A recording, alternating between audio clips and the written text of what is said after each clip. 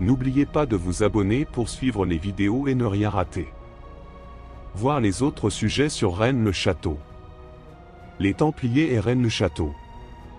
Un mystère éternel.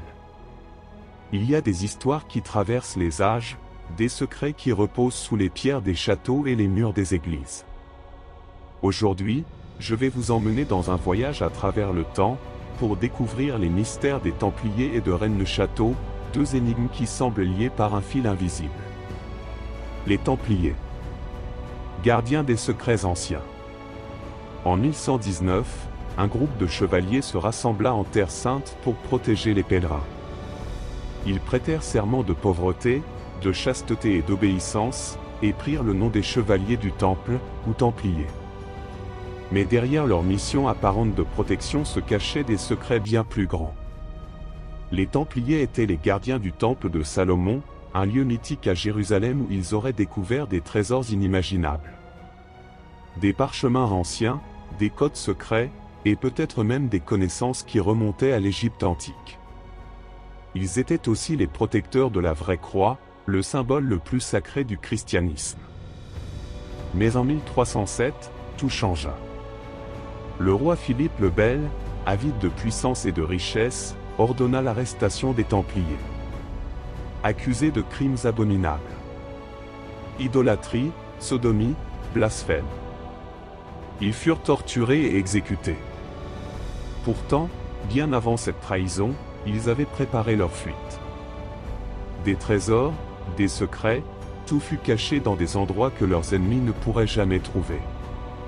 Les Templiers avaient des possessions un peu partout en Europe, des châteaux, des terres, des églises.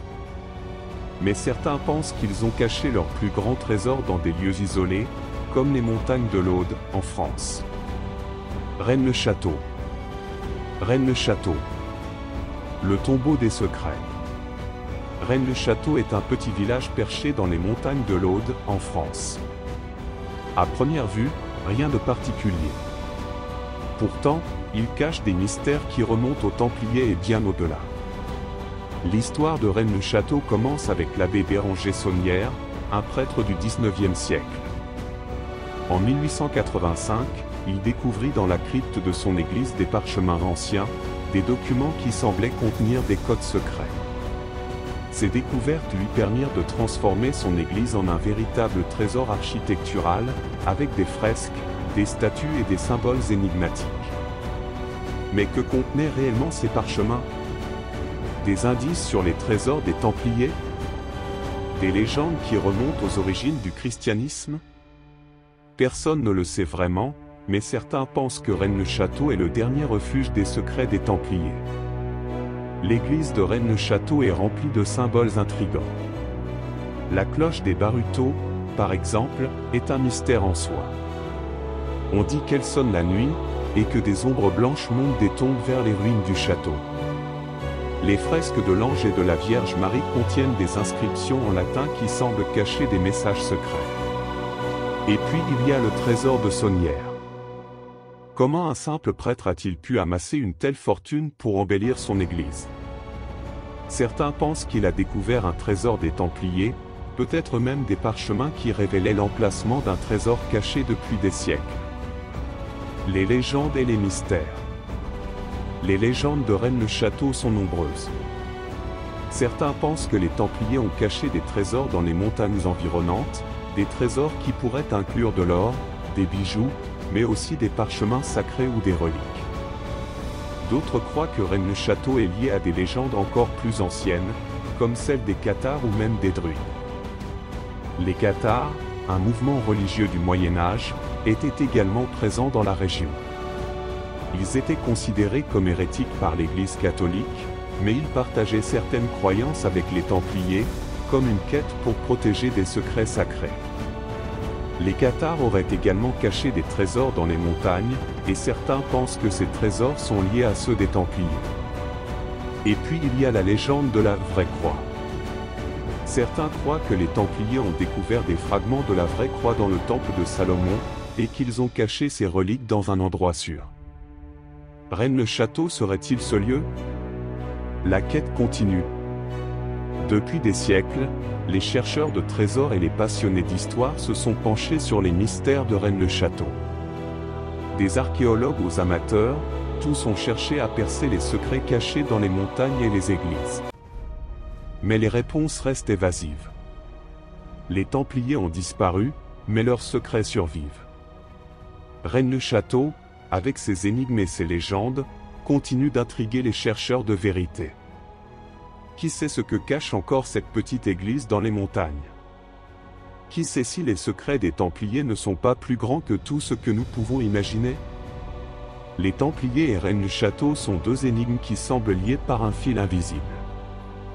Des trésors cachés, des parchemins sacrés, des légendes millénaires. Tout cela nous invite à nous demander: quels secrets les hommes ont-ils cachés pour protéger leur foi, leur histoire, leur héritage? C'est à nous de décoder leur message, de percer leur mystère. Car dans les histoires des Templiers et de Rennes-le-Château, il n'y a plus qu'une simple aventure. Il y a l'essence même de l'inconnu, de ce qui nous dépasse et qui nous fascine. Le prieuré de Sion.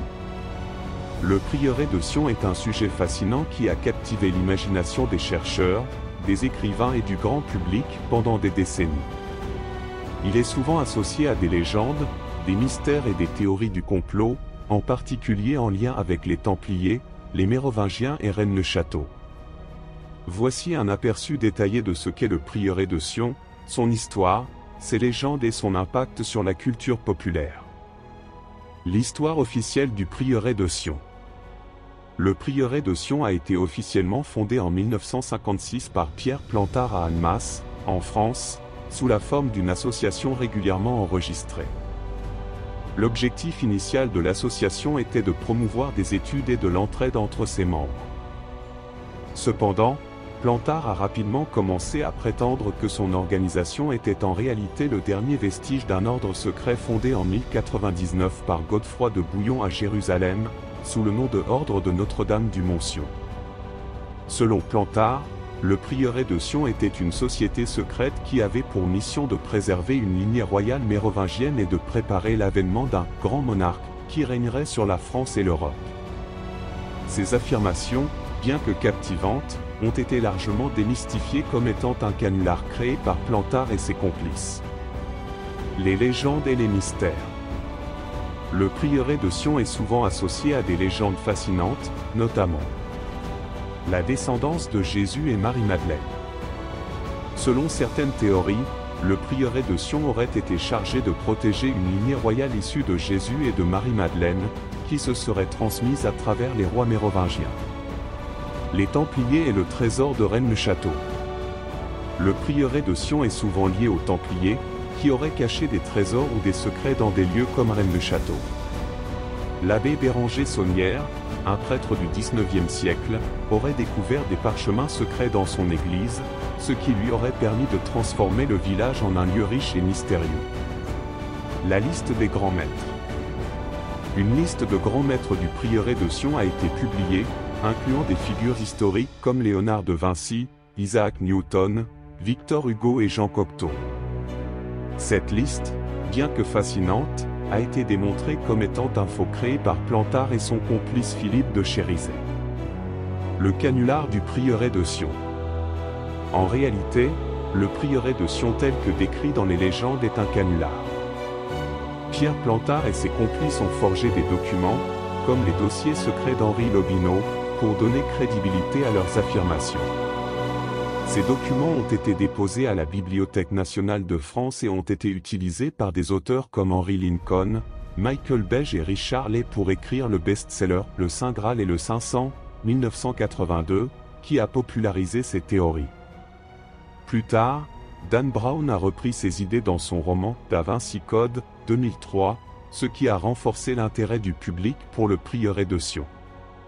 Cependant, les chercheurs ont démontré que les affirmations de Plantard étaient basées sur des fausses informations et des documents forgés. Le prieuré de Sion aujourd'hui. Malgré les démystifications, le prieuré de Sion continue d'intriguer. Certains groupes prétendent encore qu'il existe et qu'il s'agit d'une société secrète active. En 2015, un groupe a réenregistré le prieuré de Sion sous le nom de Prieuré de Sion, Ordre de la Rose-Croix Veritas, affirmant qu'il s'agit d'une organisation initiatique et spirituelle. Cependant, la plupart des experts considèrent que le prieuré de Sion tel que décrit dans les légendes est un mythe. Pierre Plantard lui-même a admis avoir fabriqué les documents et les histoires, et il est décédé en 2000. Impact culturel et populaire.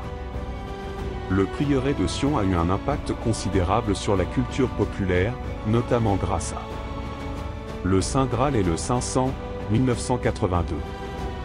Ce livre a popularisé les idées de lignée royale mérovingienne et de secrets cachés. Da Vinci Code, 2003. Ce roman de Dan Brown a rendu le prieuré de Sion célèbre dans le monde entier, en le présentant comme une société secrète protégeant des secrets religieux et historiques. Documentaires et films. Des documentaires comme ceux de Henry Lincoln sur Rennes-le-Château ont contribué à propager les mystères du prieuré de Sion. Le prieuré de Sion est à la fois un canular et un mythe fascinant qui a captivé l'imagination du public pendant des décennies. Bien que ces affirmations aient été démystifiées, le prieuré de Sion continue d'être un sujet d'intérêt pour les chercheurs, les théoriciens du complot et les amateurs d'histoire. Son histoire est un exemple parfait de la façon dont des légendes peuvent naître et se propager, même à partir de fausses informations. Le prieuré de Sion, les Templiers, et Rennes-le-Château sont trois éléments centraux de légendes et de mystères qui se croisent à plusieurs reprises dans l'histoire et les théories conspirationnistes. Ces trois entités sont souvent liées par des thèmes communs tels que les secrets cachés, les trésors perdus, et les sociétés secrètes. Voici une analyse plus approfondie des liens entre ces trois éléments, ainsi que des perspectives détaillées sur leurs mystères respectifs. Le prieuré de Sion. Mythe ou réalité ? Le prieuré de Sion est souvent présenté comme une société secrète très ancienne, fondée en 1099 par Godefroy de Bouillon après la prise de Jérusalem.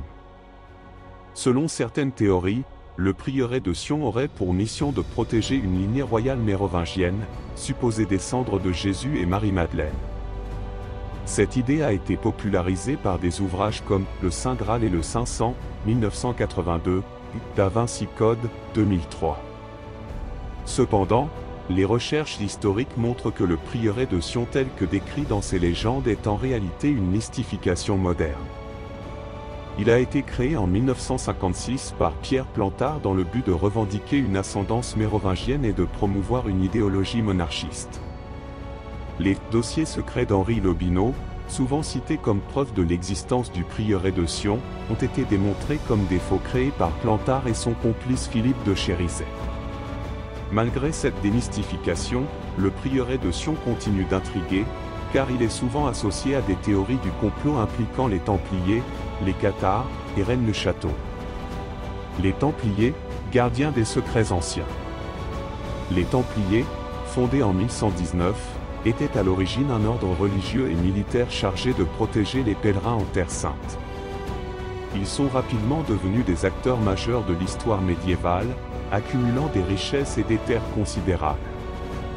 Leur chute en 1307, ordonnée par Philippe le Bel, a donné naissance à des légendes selon lesquelles ils auraient caché des trésors, des parchemins secrets, ou même des reliques sacrées. Suite épisode 2 à ne pas rater.